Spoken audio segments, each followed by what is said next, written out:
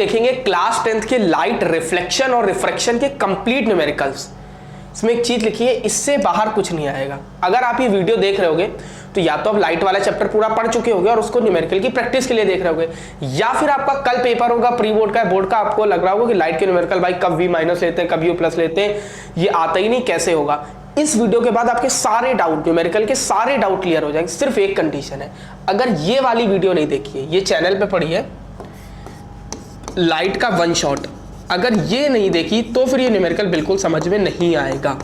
जो बात है, अगर ये लाइट का 1 शॉट ये चैनल पे पड़ा है, अगर ये नहीं देखा, क्योंकि उसी से रिलेटेड थ्योरी है और मैं उसी मेथड से न्यूमेरिकल कराऊंगा, न्यूमेरिकल में एक भी न्यूमेरिकल में आपको दिक्कत नहीं होगी, not even a single numerical. But ये तभी आपको समझ में आएगा जब आपने ये वाली वीडियो देखी होगी। ये वाली वीडियो देख लो लाइट का और न्यूमेरिकल देख लो, इससे बाहर कुछ नहीं आएगा। अब मान लो कुछ लोग ऐसे होंगे जिनका कल ही पेपर होगा और टाइम नहीं है ये वीडियो देखने का, कभी आपने लाइट पढ़ रखी होगी तो उसमें मैं थोड़ा रिवीजन करा दूंगा, आपको समझ में आएगा। बट हाँ, ये गारंटी नहीं कि 100% समझ में, 95% तक आपको समझ में आएगा। बट अगर आपने ये वाली वीडियो पूरी देख रखी है फिर ये देख लोगे तो लाइट चैप्टर बिल्कुल भन्नाट हो जाएगा। स्टार्ट कर, हम लोग इस वीडियो को हम लोग एक टेस्ट की तरीके लेंगे। टेस्ट का मतलब क्या, इसमें मैं 10 न्यूमेरिकल्स कराऊंगा लाइट के हर वेराइटी के, इससे बाहर बोर्ड वाले पूछ ही नहीं सकते हैं। अब हर न्यूमेरिकल के 2 मार्क्स होंगे। मतलब क्या भाई इसका, हर न्यूमेरिकल 2 नंबर का होगा, वो 2 नंबर नहीं, 2 नंबर का होगा हर न्यूमेरिकल, 2 मार्क्स का। मतलब पहले मैं न्यूमेरिकल कराऊंगा, तुमको वीडियो पॉज कर देनी और अपने आप सॉल्व करना है। अगर आंसर मैच कर गया तो तुम्हें अपने आप को 2 मार्क्स देने। ये नहीं कि अगर आंसर आधा आ गया तो 1 दे दिया, नहीं, या तो 2 या तो 0। मतलब मैंने एक न्यूमेरिकल कराया, तुमने वीडियो पॉज करी मेरे सॉल्व करने से पहले, आंसर मैच किया, मैच कर गया तो अपने आप को तुम्हें कितने मार्क्स देने, 2 मार्क्स। और लास्ट में कमेंट सेक्शन में तुमको लिखने तुम्हारे 20 में से कितने मार्क्स आए। तो इससे तुम्हारी एक मतलब टेस्ट सॉल्व करने की भी एबिलिटी बढ़ जाएगी, अच्छा रहेगा उसके लिए। तो ये 2 मार्क्स वाला क्राइटेरिया फॉलो करना है। हर न्यूमेरिकल 2 मार्क्स का है, आप लोग सॉल्व करते जाना, मैं पॉज करूंगा, सॉल्व करते जाओ, आंसर मैच करता है 2 मार्क्स, नहीं मैच करता है सॉल्यूशन देखो उसका। रिवीजन से स्टार्ट करते हैं। थोड़ा सा आपको ब्लर दिख रहा होगा। अब देखो यार, फॉर्मूला का रिवीजन पूरा तो नहीं हो सकता है, बट मैं कोशिश करूंगा कि आपको अच्छे से करा सकूं, वरना वीडियो में पूरा बहुत अच्छे से कराया मैंने। सबसे पहले बात करते हैं मिरर फॉर्मूला की। मिरर फॉर्मूला क्या होता है, 1/f = 1/v + 1/u। इसमें v क्या होती है, इमेज डिस्टेंस, u क्या होती है, ऑब्जेक्ट डिस्टेंस। इसका साइन कन्वेंशन कैसे लेते हैं भी मैंने वीडियो में बताया है 1 शॉट वाली में, कि अगर इंसिडेंट रे की डायरेक्शन में कोई चीज है तो उसको तुम्हें पॉजिटिव लेना है, उसके अपोजिट कोई चीज है तो उसको तुम्हें नेगेटिव लेना है। ये होता है मिरर फॉर्मूला।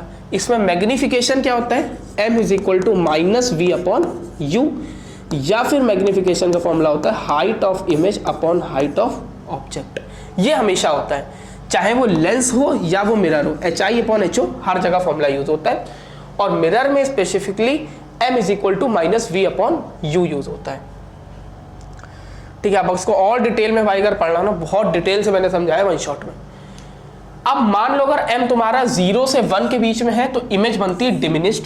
m अगर तुम्हारा 1 है तो इमेज बनती है सेम साइज की, और m अगर तुम्हारा ग्रेटर देन 1 है तो इमेज होती है इनलार्ज या मैग्नीफाइड, मतलब ऑब्जेक्ट से बड़ी होगी।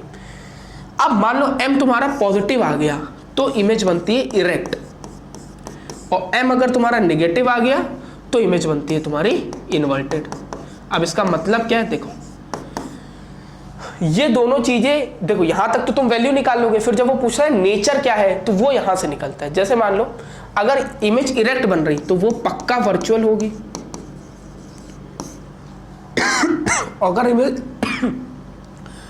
अगर इमेज इन्वर्टेड बन रही तो वो पक्का रियल होगी। तो मतलब तुम मैग्निफिकेशन की वैल्यू से ही नेचर बता सकते हो। बताते कैसे, कोई एक एग्जांपल लेते हैं। फॉर एग्जांपल तुम्हें बोल देंगे कि मैग्निफिकेशन इसका है +0.5। अब मुझे इस इमेज का पूरी कुंडली बताओ कैसी होगी। सबसे पहले तुम्हें साइन देखना है, फिर नंबर देखना है। पहले साइन देखो, प्लस मतलब क्या है, वर्चुअल और इरेक्ट। लिख दो यहाँ पे, एक एक स्टेप चलोगे कभी गलत होएगा नहीं क्वेश्चन, वर्चुअल और इरेक्ट। साइन देख लिया, बढ़िया। अब आओ नंबर पे, 0.5 किस कैटेगरी में लाई कर रहा है, 1 से छोटा है, मतलब इमेज कैसी है, डिमिनिश्ड, यानी वर्चुअल, इरेक्ट और डिमिनिश्ड। ये आ गया इमेज का नेचर, मतलब वर्चुअल होगी, इरेक्ट होगी, डिमिनिश्ड होगी। माइनस होगा तो उसके हिसाब से निकाल लोगे। मतलब इससे तुम क्या कर सकते हो, इमेज का नेचर निकाल सकते हो। देखो लेंस में क्या होता है, lens formula 1/f = 1/v - 1/u।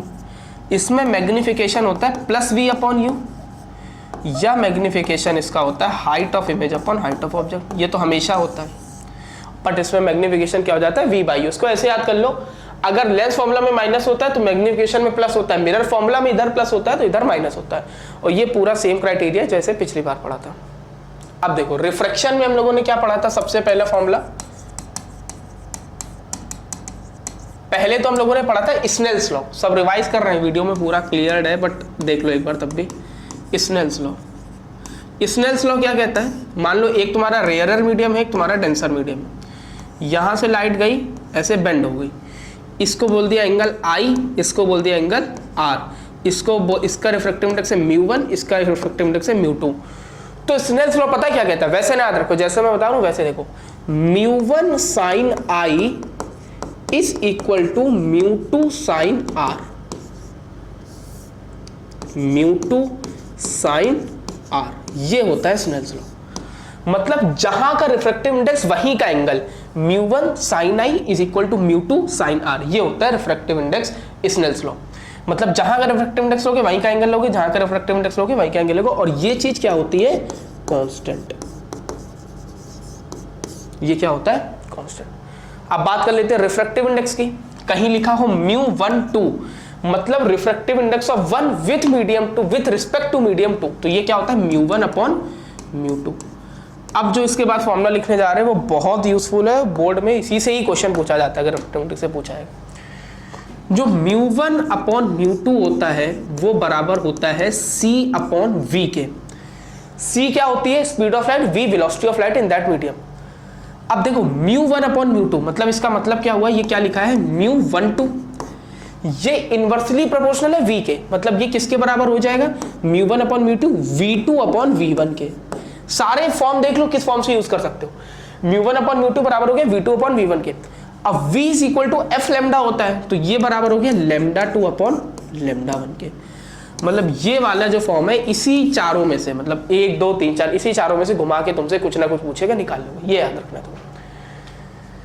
और जैसे बात करते हैं पावर ऑफ लेंस की, पावर ऑफ लेंस का क्या फॉर्मूला होता है, पावर का फॉर्मूला होता है 1 अपॉन f, और इसकी यूनिट क्या होती है, डायोप्टर।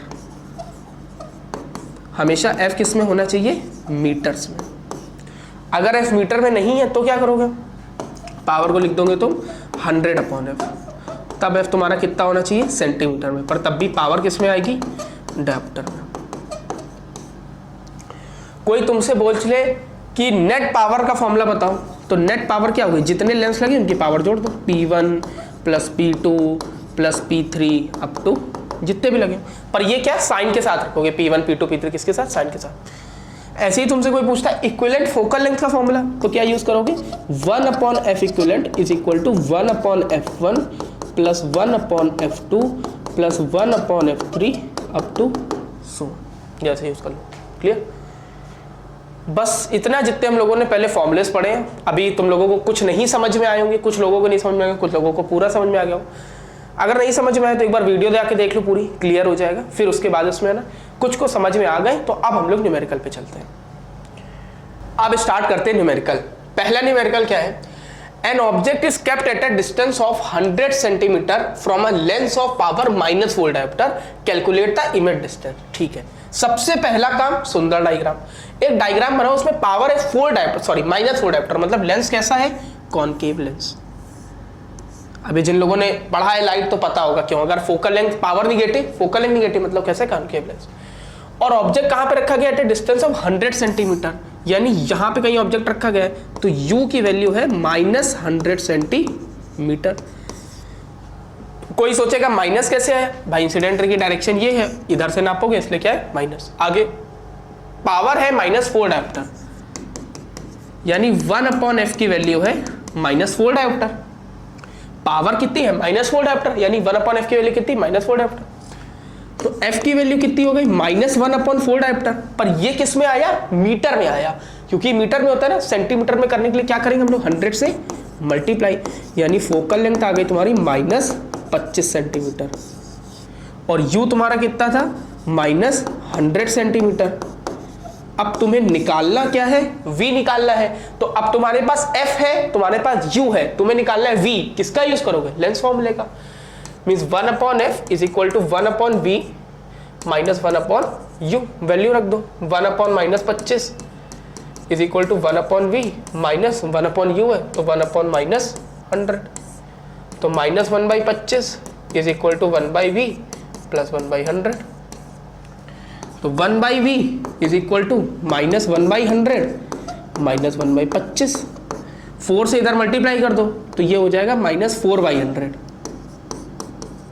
तो तुम्हारा 1/v आ गया माइनस 5/100, मतलब माइनस 1/20, तो v की वैल्यू आ गई माइनस 20 सेंटीमीटर। तो इसका आंसर कितना हो जाएगा? इमेज डिस्टेंस, इमेज डिस्टेंस हो जाएगी 20 सेंटीमीटर और v की वैल्यू कितनी हो जाएगी? Minus 20 centimetre. ये हो गया क्वेश्चन। समझ में कितना चिंदी क्वेश्चन था, बस पहले पावर निकाली, f निकाला, v निकाला, सॉल्व करा, आंसर आ गया, सिंपल। अब करते हैं question number 2। Light entered from air into diamond which has a refractive index of 2.42। अच्छा, लाइट कहां जा रही है? क्या लाइट आपकी गर्लफ्रेंड का नाम? नहीं, एयर से डायमंड तक जा रही है लाइट।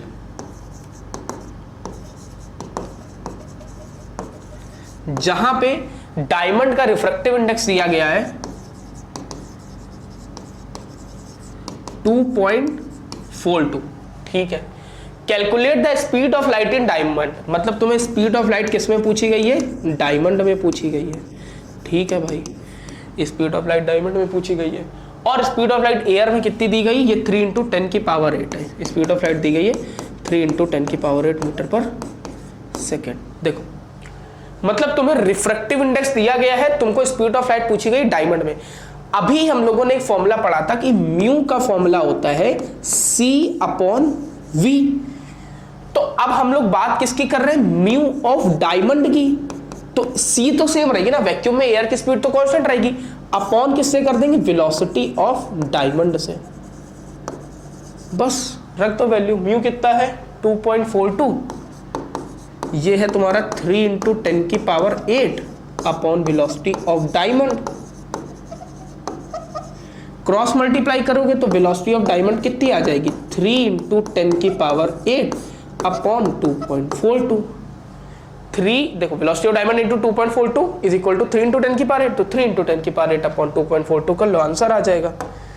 करके देख लें क्या? 3 divided by 2.42 1.23।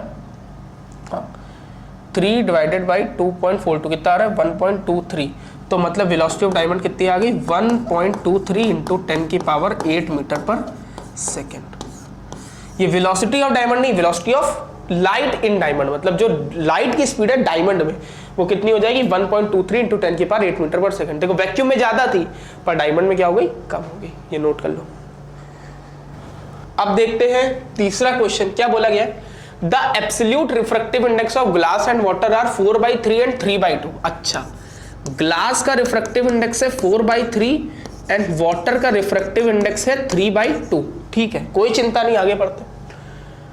If speed of light in glass is 2 × 10⁸, ये 108 नहीं, 10⁸। जो स्पीड ऑफ लाइट है ग्लास में वो दी गई है तुमको कितनी? 2 × 10⁸ मीटर पर सेकेंड। बहुत अच्छी बात है। Calculate the speed of light in vacuum and water, मतलब तुम्हें स्पीड ऑफ लाइट वैक्यूम में भी बतानी है कितनी होगी, यानी c बताना है, और स्पीड ऑफ लाइट तुम्हारी वाटर में कितनी होगी तुम्हें ये भी बताना है। वही 4 फॉर्म जो हम लोगों ने पढ़े थे। क्या पढ़ा था? कि जो भाई μ1 अपॉन μ2 होता है वो वेलोसिटी के इनवर्सली प्रोपोर्शनल होता है, तो ये बराबर होएगा v2 अपॉन v1 के। ये रिलेशन पढ़ा है अभी पीछे, वो इसके क्या कहते हैं, प्रीवियस जाके देखना। अब यहां पे 1 की जगह ग्लास रख देंगे, 2 की जगह वाटर रख देंगे, तो μg upon μw is equal to inversely proportional है, तो vw अपॉन vg वैल्यू रखते हैं भाई। μg कितना है? 4/3, ये कितना है? 3/2 इज इक्वल टू vw कितना है? वेलोसिटी ऑफ वाटर निकालनी है, और ग्लास में कितनी है? 2 × 10⁸।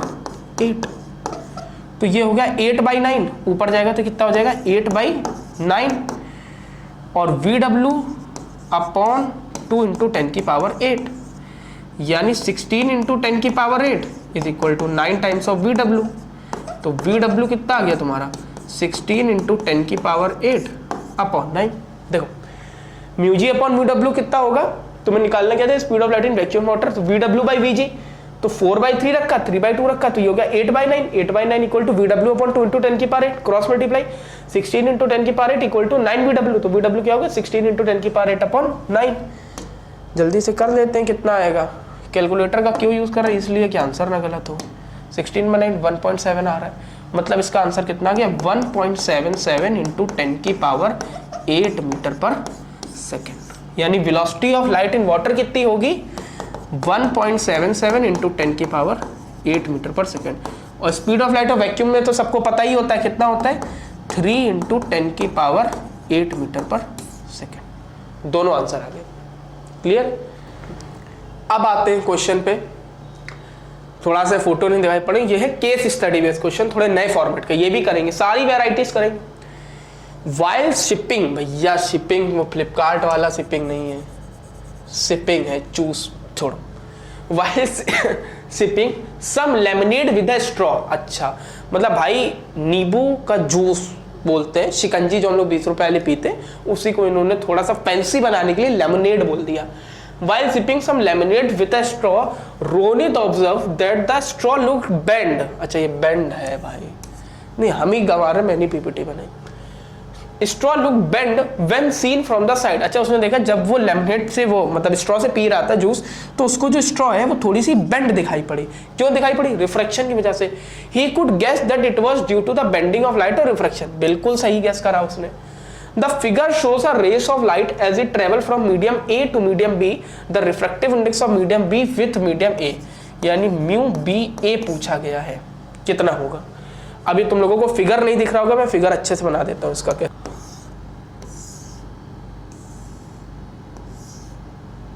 ये 45 डिग्री दिया गया है एंड ये 60 डिग्री दिया गया, जो फिगर में बना है, तो अपनी एनसीईआरटी में देखोगे क्वेश्चन मिल जाएगा। अब भाई जब लेमन का जूस पी रहा था तो उसको स्ट्रॉ बेंड दिखाई पड़ी, जब उसको स्ट्रॉ बेंड दिखाई पड़ी, बेंडिंग ऑफ लाइट किस वजह से होती है, रिफ्रैक्शन की वजह से। तो हमसे बोला गया है ये मीडियम अगर ए है एंड ये मीडियम अगर बी है, तो तुम हमको म्यू बी ए निकाल के बताओ कितना होगा। क्या यूज करेंगे, स्नेल्स लॉ का यूज करेंगे, सिंपल, ज्यादा सोचना ही नहीं भाई। ऐसा डायग्राम है, एंगल है, रिफ्रैक्टिव इंडेक्स से कौन सा फॉर्मूला रिलेट करता है, स्नेल्स लॉ। ए है तो इसका रिफ्रैक्टिव इंडेक्स हो गया म्यू ए, बी है तो इसका रिफ्रैक्टिव इंडेक्स हो गया mu B. Using Snell's law क्या बताया हमने, वो सब नहीं, μ1/μ2 वाला नहीं, जहां का रिफ्रैक्टिव इंडेक्स वहां का एंगल, यानी μ1 sin 45 इज इक्वल टू जहां का रिफ्रैक्टिव इंडेक्स वहां का एंगल μ2 sin 60।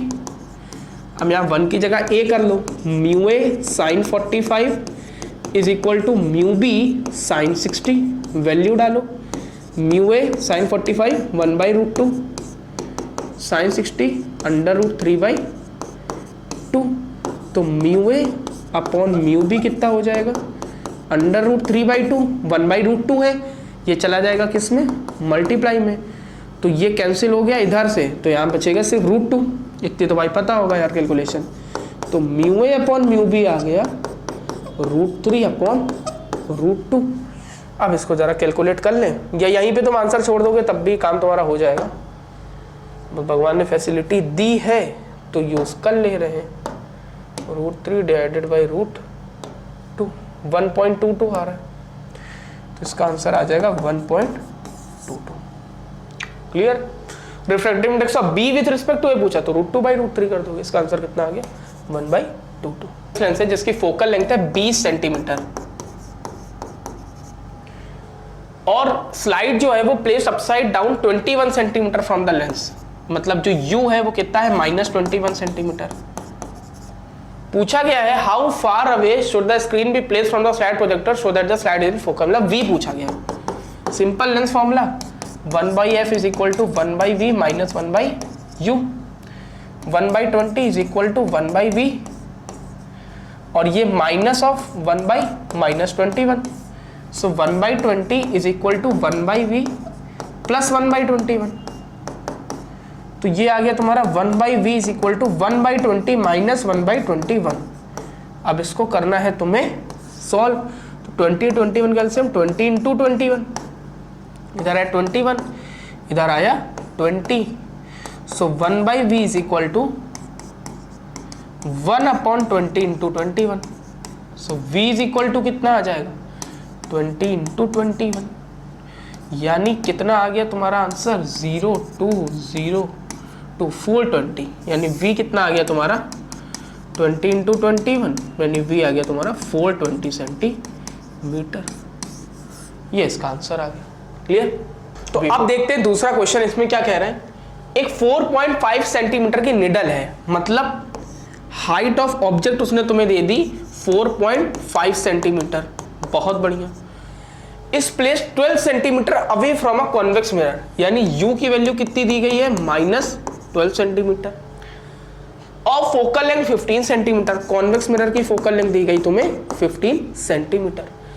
पूछा क्या गया है, give the location of image and magnification, यानी तुमसे v पूछा गया है और तुमसे m पूछा गया है। मतलब ये पूछा गया लोकेशन ऑफ इमेज, मतलब इमेज कहां बन रही है, यानी v पूछा गया है, और तुमसे मैग्निफिकेशन पूछा गया है। हो जाएगा।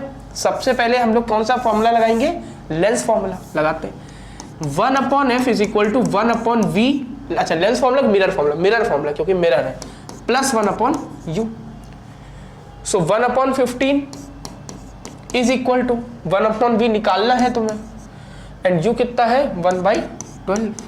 सो 1/v is equal to 1/15 plus 1/12। 15 और 12 का एलसीएम कितना होता है 60 होता है। देख लो भैया, अगर नहीं आता है तो 3 5 ज़ा 15, 3 4 ज़ा 12, फिर ये 20 से जाएगा तो 60, तो ये 60 हुआ। तो 15 4 ज़ा 60, 12 5 ज़ा 60 is equal to 1/v। So 1/v आ गया तुम्हारा 9/60, मतलब v आ गया तुम्हारा 60/9।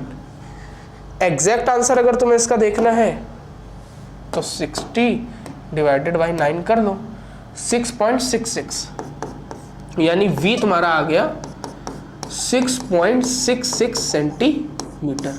ये तुम्हारा v आ गया। और क्या पूछा गया है इसमें कि तुम्हें मैग्निफिकेशन भी बताना है। तो अब देखो मैग्निफिकेशन का फॉर्मूला क्या होता है मिरर के लिए, -v/u। v कितना निकला है तुम्हारा 60/9, एंड u तुम्हारा कितना था -12। बहुत बढ़िया भाई, यानी -60/9 इंटू -12, माइनस माइनस कैंसिल, 12 5 ज़ा 60, यानी मैग्निफिकेशन तुम्हारा आ गया 5/9। दोनों आंसर आ गए, मैग्निफिकेशन 5/9 एंड v आ गया 6.66 सेंटीमीटर। मतलब जो तुम्हारी v है वो है 6.66 सेंटीमीटर, और जो तुम्हारा m है वो है तुम्हारा कितना है 5/9। ये हो गया। तुम सोच रहे हो कि इतने सरल क्वेश्चन है, आगे बहुत अच्छे अच्छे टॉप क्वालिटी के भी हैं। हो गया, आगे बढ़ते। अब देखते हैं ये वाला क्वेश्चन क्या बोलता है। इसमें एक ऑब्जेक्ट है जिसकी हाइट है 5 सेंटीमीटर। लिखते जाओ जो जो दे रहा है। हाइट ऑफ ऑब्जेक्ट कितनी दे रहा है वो 5 सेंटीमीटर। अच्छा, इस place perpendicular to the principal axis, perpendicular ही तो प्रिंसिपल एक्सिस पर रखा जाता है ऐसे ऑब्जेक्ट, ठीक। ऑफ अ कॉनकेव लेंस, अच्छा कॉनकेव लेंस बोल दिया गया जिसकी length of a concave lens of length, ये फोकल लेंथ होगा, टाइप गलत है। Focal length 10 centimetre. Focal length concave lens की दी गई है -10 सेंटीमीटर, क्योंकि कॉनकेव में माइनस ले लिया। If distance of object from the optical centre of the lens, कौन सा लेंस है कॉनकेव लेंस, हाँ, distance of object from the optical centre of the lens is 20 centimetre, यानी u कितना दिया गया है -20 सेंटीमीटर। पूछ क्या रहा है भाई हमसे, पोजीशन पूछ रहा है, मतलब पोजीशन वो नहीं, वो पूछ रहा है, पोजीशन पूछ रहा है, नेचर पूछ रहा है। नेचर क्या होगा उसका, गुस्साती है नहीं गुस्साती है, नेचर पूछ रहा है, रेड फ्लैग है कि नहीं। साइज ऑफ इमेज पूछ रहा है, मतलब हाइट ऑफ इमेज पूछ रहा है। Form using the lens formula, अच्छा लेंस फॉर्मूला उसने दे भी दिया कि लेंस फॉर्मूला से निकालो, जैसे हम लोगों को तो पता नहीं है। पोजीशन पूछा, नेचर पूछा और साइज ऑफ इमेज पूछा। स्टार्ट करें सॉल्व करना, बढ़िया न्यूमेरिकल है। हाँ, तब से हम मतलब भूल गए, बोला कि पॉज करो, पहले पॉज करो, खुद ट्राई करो सारे न्यूमेरिकल। अब v, अब इसने v पूछा है, नेचर पूछा है, हाइट ऑफ इमेज पूछा, मतलब पोजीशन पूछी, नेचर पूछा, साइज ऑफ इमेज। सबसे पहले तो हम लोग क्या यूज करते हैं, लेंस फॉर्मूला। क्या है, 1/f is equal to 1/v minus 1/u। No f कितना है, -10। नो v कितना है, निकालना है तुम्हें, एंड u कितना है, 1/-20। भाई u -20 ना, तो -1/10 is equal to 1/v plus 1/20। तो 1/v is equal to -1/10 minus 1/20। जो 1/v हो जाएगा वो -1/10 हो जाएगा, -1/20 हो जाएगा। तो इसको जब 2 से मल्टीप्लाई करो तो ये -2/20 हो जाएगा, -1/20, यानी 1/v हो गया -3/20। भाई इसको 2 से मल्टीप्लाई करूँ ना तो -2/20 तो -3/20, तो v आ गया तुम्हारा -20/3 सेंटीमीटर। ये आ गया तुम्हारा v, -20/3 सेंटीमीटर। अब पूछा गया है नेचर, तो नेचर देखने के लिए सबसे पहले निकालते हैं मैग्निफिकेशन। नेचर मतलब मैग्निफिकेशन तुम्हें पूछा, नेचर का मतलब तुमसे मैग्निफिकेशन निकलवा रहा है, निकालते हैं। मैग्निफिकेशन का फॉर्मूला कौन सा है, ये लेंस है तो v/u होगा। v कितना है भाई, -20/3, इसी u बता दो कितना है, -20 है। बहुत बढ़िया, ये से ये नमस्ते, तो मैग्निफिकेशन आ गया 1/3। बहुत अच्छा, सब बताते भी एक एक करके सब बताएंगे। मैग्निफिकेशन आ गया 1/3। अब जरा हम लोगों को क्या निकालना है, साइज ऑफ इमेज निकालना है। तो मैग्निफिकेशन HI/HO होता है, height of image upon height of object. तो 1/3 हाइट ऑफ इमेज निकालनी है, और हाइट ऑफ ऑब्जेक्ट कितनी है तुम्हारी, 5 सेंटीमीटर है। तो 3HI इज इक्वल टू 5, तो HI आ गई तुम्हारी 5/3 सेंटीमीटर। तीनों चीजें आ गई, तीनों चीजें एक पेज पे कर ली, अलग अलग लिख देते हैं। -20/3, m आया था 1/3, और हाइट ऑफ इमेज आई थी 5/3। ठीक है, देख लेते सबसे पहले सबका मतलब एग्जैक्ट वैल्यू निकाल लेते हैं। 20/3, तो ये तुम्हारा आया 6.66 -6.66 सेंटीमीटर। फिर इसके बाद तुम्हारा आ गया 1/3, ये आ गया 0.33। अच्छा, मैग्निफिकेशन की कोई यूनिट नहीं होती है, इतना तो यार पता होगा। 5/3, ये आ गया 1.66 सेंटीमीटर। अब इससे हम लोग पता कर लेते हैं सारी चीजें। पोजीशन ऑफ इमेज तो आ गई -6.66 सेंटीमीटर, मतलब अगर पूछे पोजीशन कितनी थी,